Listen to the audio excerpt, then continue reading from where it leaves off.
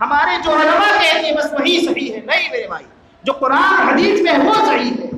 ہمارے علماء کی بات نہیں چلے گی. علماء کی بات تبھی چلے گی جب وہ قرآن حدیث کی باتیں رکھے، دلیل دے اپنی بات پر، تب ان کی بات چلے گی. ٹھیک ہے؟ تو ولا يتخذ بعضنا بعضا اربابا من دون اللہ، اللہ کو چھوڑ کر ایک دوسرے کو رب مت بناؤ، ہے نا. فإن تولوا، اگر منہ موڑے، فقولوا اشهدوا بأننا مسلمون، اے نبی آپ شہادت دے دیجیے کہ میں مسلمان ہوں. مسلمان کہتے کسے ہیں؟ مسلمان کسے کہتے ہیں؟ اونٹ کی مثال سے سمجھاتا ہوں. اونٹ کو آپ دیکھے ہوں گے، اس کے ناک میں نکیر جو ہوتا ہے، اس کا سیرا اس کے مالک کے ہاتھ میں ہوتا ہے. مالک جدھر اشارہ کرتا ہے اونٹ ادھر ہی جاتا ہے. دائیں کے بائیں کے جدھر بیٹھنے کو بولا بیٹھ گیا. یہ فرما بردار ہے یہ اونٹ.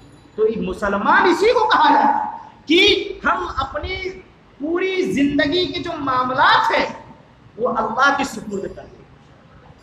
جتنے بھی معاملات ہیں اب اللہ رب العالمین جیسے نبی کو بتایا ہے اسی کے مطابق، نبی کے بتائے ہوئے مطابق ہم زندگی گزارے، وہی مسلمان کہلاتا ہے. ایک عقیدے کی اصلاح تبھی ہو سکتی ہے جب ہم اس آیت کے فارمولہ سمجھ لیں.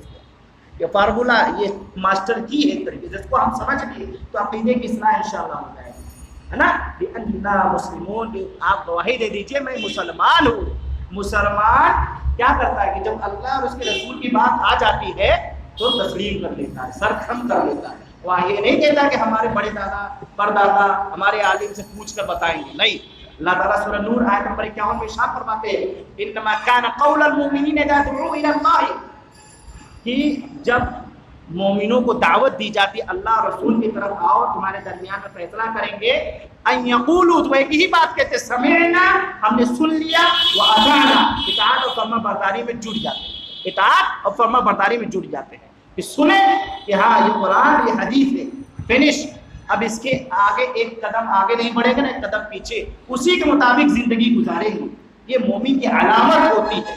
مومن کے سامنے قرآن حدیث کی بات آ گئی، ختم، پھر کسی کی بات نہیں چلے گی، چاہے وہ جتنا بڑا آدمی ہو، نہیں چلے گی.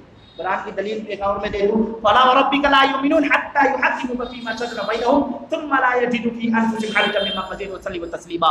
اللہ تعالیٰ قسم کھا کر کہتا ہے مومن ہو ہی نہیں سکتے. اگر اللہ قسم نہ کھائے تو کیا ہم بات نہیں مانیں گے؟ اللہ قسم کھا کے کہ مومن نہیں ہو سکتے جب تک ہم اپنی اختلافی مسائل کو اللہ اور اس کے رسول کے دربار میں نہ لے آئے. نبی علیہ السلام کے دربار میں نہ لائے، نبی علیہ السلام کو جج نہ مان لے، اور آپ صلی اللہ علیہ وسلم جس بات کا فیصلہ صادر کر دے اس کو بغیر چنانچہ مان نہ لے، مومن نہیں ہو سکتے.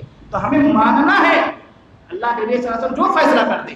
مثال کے طور پر ایک بات بول کر اپنی بات ختم کرتا ہوں کہ ہمارے معاشرے کے اندر اختلاف پیدا ہے. مسلمان کئی گروہ میں بٹ چکے ہیں، ہر مساجد الگ الگ ہے، ہر مسجد کے اوپر دیوار پہ لکھ دیا ہے، اور کئی کئی جگہ تو ایسے لکھا ہے کہ اس میں فلاں نہیں آ سکتے ہیں.